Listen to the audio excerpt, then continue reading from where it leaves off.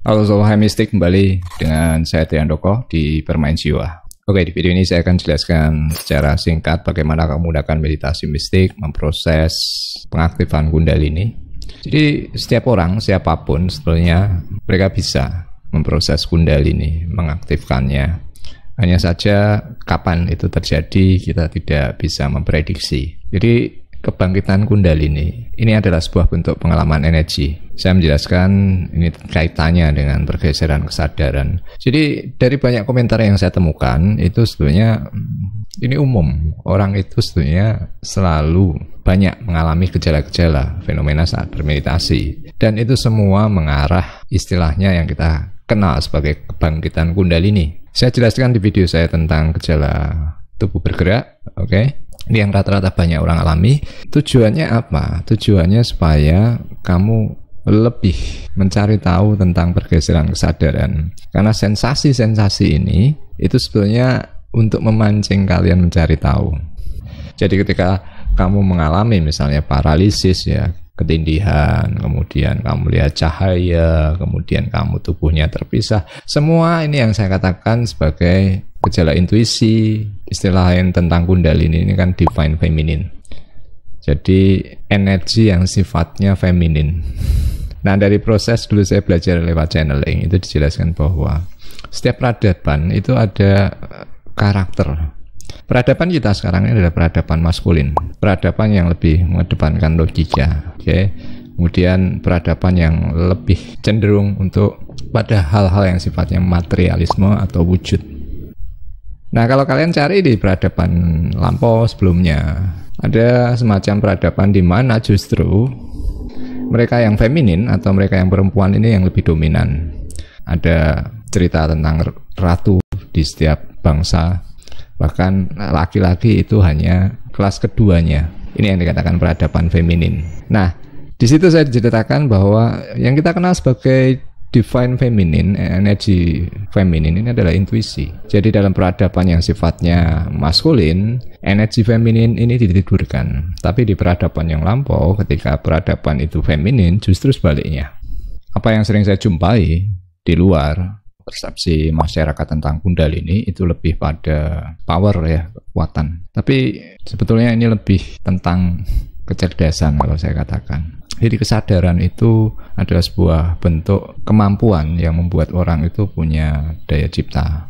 Nah, di situ orang mengalami sebuah peningkatan level energi. Kenapa saya akhirnya bisa mengatakan seperti ini? Jadi dulu pada intinya saya sama dengan kalian mengalami banyak gejala, tapi saya selalu mencari tahu, saya tidak percaya. Ketidakpercayaan ini yang akhirnya menggetarkan frekuensi saya. Kemudian penjelasan-penjelasan yang saya dapatkan justru semula dari proses intuisi. Karena kamu tidak akan bisa mendapatkan penjelasan yang mungkin langsung bisa menjawab hal ini. Itu saya rasakan karena setelah saya mencoba mempercayai intuisi, baru kemudian lebih saya bisa mendapatkan penjelasan secara utuh. Oke? Karena ketika kamu mendapat intuisi, kamu harus mengalir ya kan, mencari tahu baru melogikakan. Nah, kebanyakan orang terjebak pada logikanya, kemudian mereka terbatasi pada sebuah perspektif ya, Kundalini sebagai power, kekuatan, kesaktian.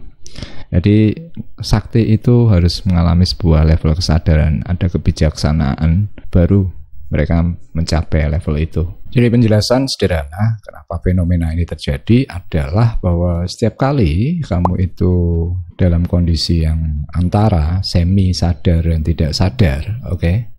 Ini kan terjadi waktu kamu meditasi. Kondisi alpha itu kondisi yang benar-benar kamu rileks. Nah, apa yang saya coba jelaskan adalah lebih pada pemahaman eksistensi ya. Jadi ketika kamu bergetar dalam kondisi tubuhmu itu rileks, tertidur, kamu itu mengalami sebuah bentuk eksistensi yang bukan fisik. Kamu dalam dimensi yang lebih tinggi. Maka entah kamu bermeditasi atau kamu mengalami mimpi dalam tidur, ini semua adalah jalan.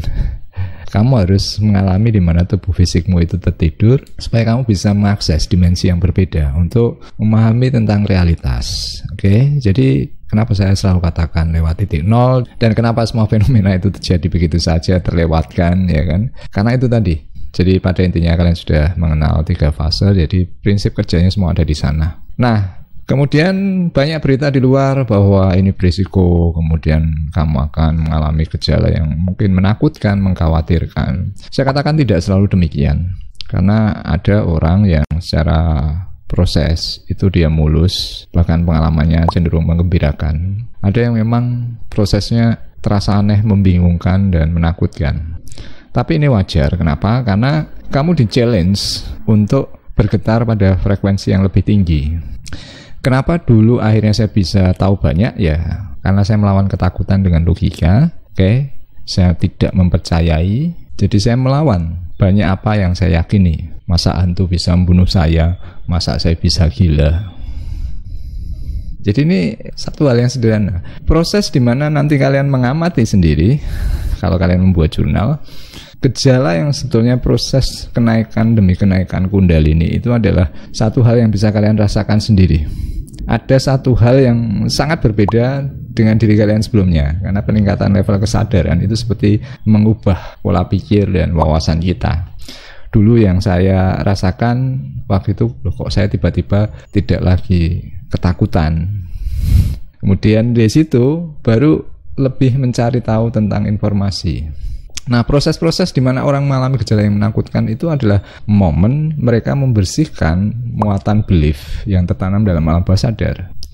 Jadi kenapa ini berbahaya? Karena kebanyakan orang tidak tahu bahwa mereka itu punya daya cipta. Apapun yang disimpan dalam alam bawah sadarnya itu yang mereka proyeksikan. Kalau kamu takut, ya kamu akan didominasi dengan pengalaman-pengalaman yang sifatnya penampakan spirit, ya, hantu-hantu. Kalau kamu depresi, ya kan, kamu lebih merasa itu sensitif sekali. Supaya apa? Supaya kamu dilatih secara resistensi dan bergetar melampaui itu. Maka setelah kamu sempat melampaui, pengalamannya akan berbeda. Oke, sekarang bagaimana cara praktisnya? Jadi langkah pertama, saya katakan kamu harus mulai dari merealisasikan diri dan mencari informasi. Nah, apa yang saya maksud dengan merealisasikan diri? Ya, ini tentang definisi. Kamu itu tubuh atau kamu itu pikiran, kemudian nanti level kesadaranmu ada di mana. Nah, prosesnya bagaimana, Mas? Jadi saya selalu menggunakan 3 fase meditasi mistik. Ini yang saya sarankan di tutorial sebelumnya juga saya sudah sampaikan. Apapun fenomenanya, oke, kalian punya catatan di jurnal, kemudian kalian bertanya jawab sendiri. Oke, kalian pertanyakan, masuk titik nol, kemudian biarkan intuisi mengalir. Kalau tidak juga kamu proses dengan berpikir. Nah, di situ setiap kali kamu mempertanyakan, setiap kali kamu men-challenge, menantang sendiri apa yang kamu yakini selama ini, itu adalah awal pemrograman kamu berubah secara kesadaran. Oke. Kemudian mencari informasi itu supaya kamu punya wawasan yang berbeda untuk sebuah alasan wawasan berpikir yang baru. Nah, di sini pentingnya bahwa diri yang sejati itu kan non-dualitas. Kamu mencari informasi dari 2 sisi. Karena berpikir itu butuh keseimbangan, butuh perbandingan, karena kamu tidak bisa menentukan baik buruk tanpa tahu keduanya. Nah, rata-rata orang itu kan terjebak pada belief, akhirnya mereka hanya tahu satu sisi. Jadi ini lepas dari faktor selera. Mana yang kamu percaya, mana yang kamu sudah tahu lama, semua kamu gali informasinya. Begitu kamu menggali informasi, kemudian kamu memproses intuisi, getaran dari kesadaran yang lebih tinggi ini menyesuaikan. Jadi ini yang saya katakan guru sejati itu dia tidak mendoktrin. Dia memberi kamu rasa ingin tahu, mengubah getaranmu supaya berbeda dari biasanya. Kemudian informasi yang tadi kamu kumpulkan itu akhirnya nanti menjawab sendiri. Oke. Nah, kendalanya orang apa? Kendalanya karena mereka biasa terburu-buru, ya kan, menerjemahkan, terburu-buru menyimpulkan. Akhirnya justru terblokir, tidak mengalir. Proses intuitif itu tidak bisa diperkirakan, tidak sistematif, tidak terstruktur. Jadi ketika kamu mengalir itu pokoknya kumpulin dulu. Nanti baru situ kamu bisa menghubungkan. Jadi ini kenapa pentingnya modal pertama adalah realisasi diri dan wawasan dari informasi yang kamu kumpulkan. Ini yang nanti akan mengubah fenomena berikutnya. Karena kamu sudah punya data yang siap diisi oleh getaran yang lebih tinggi. Maka tentu saja ketika kamu mengukur ada sebuah kenaikan proses kundalini, ini tadi yang saya katakan, ada sebuah hal yang berbeda. Kamu menjadi lebih sabar, kamu menjadi lebih awas, aware. Pokoknya kamu berbeda dari yang biasanya. Tapi itu hanya bisa kamu rasakan sendiri dan kamu kenali sendiri. Oke, lalu langkah kedua. Langkah kedua ini masih ada kaitan tadi dengan langkah pertama.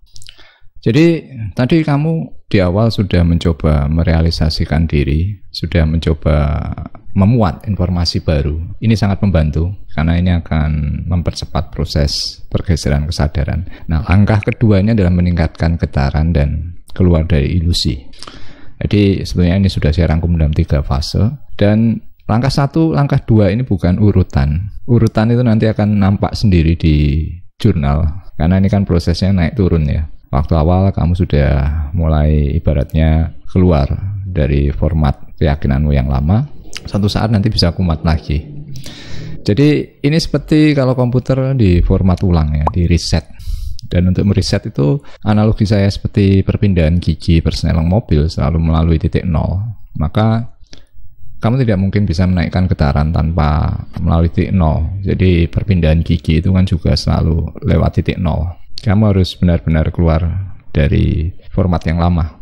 Nah, prakteknya bagaimana, Mas? Jadi prakteknya semua sama lewat 3 fase. Tapi ini yang saya katakan, pada momen-momen tertentu kamu punya rencana dalam 3 fase meditasi mistik itu untuk menetralisir, menjadi pengamat murni. Jadi ini yang saya variasikan, kadang kamu mencari intuisi, kadang dalam satu sesi tertentu berulang kali kamu hanya menjadi pengamat. Oke, kenapa? Karena ini supaya tadi formatnya itu bisa lebih optimal. Jadi kamu siap digetarkan. Jadi hanya semacam itu saja. Jadi pengamat, kemudian saya berikan kemarin tutorial kamu melabeli setiap emosi. Ini seperti proses kamu beri tanda ya, karena kamu bukan pikiran, dan pikiran itu datanya ada di memori. Begitu kamu beri tanda itu kamu bisa lebih memisahkan. Meditasi pengamatan seperti kalau kebetulan waktu meditasi kamu terangkat memori masa lalu, ya kamu labeli ini kesedihan, ini dendam, ini pesimis, ya. Maka dari situ kamu lebih mengenal emosi dan kaitannya dengan reaksi program menjadi lebih berjalan. Nah, berikutnya nanti ada latihan yang sifatnya untuk menggetarkan yang lebih tinggi. Praktek-praktek seperti kamu law of attraction, visualisasi, itu adalah bagaimana kamu bergetar dalam level vibrasi yang lebih tinggi. Tapi tanpa kamu tadi mencoba langkah 1 kemudian menjadi pengamat, itu tidak akan berjalan secara optimal. Oke, lalu langkah berikutnya. Jadi langkah berikutnya ini terkait keseimbangan antara mental dan fisik ya, antara jasmani dan rohani. Jadi untuk supaya kamu lebih siap bergetar pada frekuensi yang berbeda, tentunya kamu butuh kendaraan yang juga mendukung. Fisikmu itu adalah kendaraannya, pikiranmu itu adalah drivernya, supirnya. Jadi kalau istilah dulu dalam ajaran yang lampau, tubuh ini adalah temple atau candinya, tempat ibadahnya. Jadi kita merawat tubuh itu adalah sebagai sebuah bentuk langkah kita menaikkan frekuensi. Jadi langkah konkretnya ya ini tentang diet makanan, oke. Kemudian kamu juga melakukan olah fisik ya, olahraga. Mungkin kamu melakukan tindakan yang kaitannya dengan hobimu, penyaluran, ada aktivitas di mana fisikmu terlibat dan aktivitas kreatif. Karena ini akan membentuk getaran dari frekuensi kesadaranmu. Nah, beberapa orang di setiap ajaran agama kan ada ya, ada pantangan-pantangan tertentu tujuannya ke sana. Tapi saya katakan ini berjalan relatif karena begini, dari pengalaman saya dulu bertanya ke diri sendiri, kenapa saya bisa seperti ini? Padahal saya tidak berpuasa, saya tidak melakukan ritual tertentu. Nah, jawabannya adalah karena saya sudah ada modalnya di DNA saya. Jadi entah benar atau tidak, dulu saya pernah melakukan ritual itu, saya pernah menjadi seorang yogi. Akhirnya kesannya ini bisa kamu rasakan. Kalau kamu pernah melakukan sesuatu, artinya kan kamu jadi seperti biasa, tidak ada keinginan lagi. Jadi tidak semua orang itu memang harus melalui kamu puasa, kamu vegetarian, tidak selalu. Karena semua adalah akumulasi dari karma data yang sebelumnya. Tapi tentu saja bahwa aktivitas yang kaitannya dengan mengatur diri, efeknya juga ke energi secara mental. Demikian pula apa yang kita pengaruhi atau kita bentuk dalam level mental juga akan mempengaruhi ke fisik kita. Jadi entah kamu melakukan diet vegetarian atau kamu berupaya hidup sehat, ini akan membantu ke kondisi mentalmu, emosimu, pikiranmu. Demikian pula ketika kamu melakukan praktek rutin selalu meditasi, ya akhirnya secara pula nanti akan terbawa sendiri. Jadi perubahan-perubahan ini kadang kamu tidak punya alasan. Tiba-tiba saja kamu tidak suka makan daging, tiba-tiba saja kamu tidak ingin makan fast food.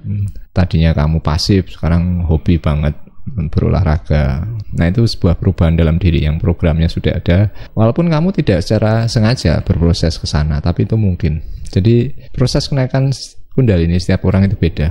Dan ini adalah bagian dari karmanya. Oke, kemudian latihan berikutnya atau tips berikutnya. Jadi kalau di luar, ini yang dikenal orang mengaktifkan mata ketiga. Tapi sebetulnya semua sudah saya rangkum dalam 3 fase itu. Karena secara otomatis kamu melakukan meditasi mistik, mengolah intuisi, itu sendiri adalah pengaktifan mata ketiga. Nah, kebanyakan orang kan bingung karena seperti biasa kita itu belajar langsung menuju dan hanya satu itu. Karena kita tidak punya perbandingan dan sistem sekarang itu kan memecah-mecah ya. Akhirnya tidak tahu gambaran secara holistik atau secara keseluruhan. Jadi lebih sulit. Jadi ketika orang melakukan praktek mata ketiga, itu sebenarnya sama halnya nanti menjadi dasar kamu melatih lucid dreaming, astral projection, kemudian remote viewing itu juga. Sebenarnya mata ketiga itu adalah kekuatan penginderaan pikiran. Jadi ini sudah saya rangkum di 3 fase meditasi mistik. Kalau untuk tutorial secara spesifik kamu bisa buka video saya tentang mata ketiga. Kemudian kalau juga kamu memproses, ini kamu bisa melatih tentang indera intuisi seperti clairvoyance, ya kan? Nerawang istilahnya, clairaudience pendengaran, clairsentience kepekaan emosi, claircognizance tentang pikiran. Sama. Jadi ini adalah skill dasarnya. Yang lebih spesifik itu nanti ya misalnya ke astral projection, ya kan. Tapi ya dasarnya butuh dari aktivasi intuisi atau 5 indera yang berupa indera pikiran ya. Jadi bukan mata fisik tapi mata pikiran, bukan telinga fisik tapi telinga pikiran. Kesan-kesannya sama.